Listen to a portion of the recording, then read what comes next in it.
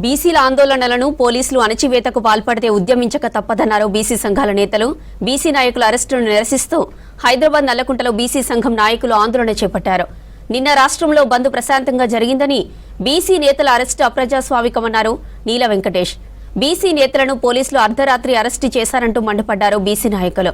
ఇలాంటి చర్యలు పునరావృతమైతే బీసీలు ప్రతిఘటిస్తారన్నారు.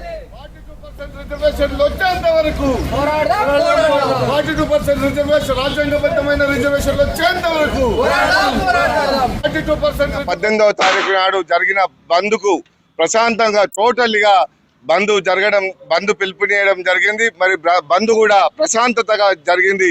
గతంలో బందులు పిలుపునిస్తే ఒక పట్టణ ప్రాంతాల్లో మాత్రమే మామూలుగా అక్కడక్కడ నామమాత్రంగా బంద్ జరిగేది. కానీ ఇప్పుడు పట్టణం నుంచి పల్లె వరకు పెద్ద ఎత్తున మరి ఎక్కడికక్కడ టోటల్ గా ఎవరు స్వచ్ఛందంగా బంద్ చేయడం జరిగింది.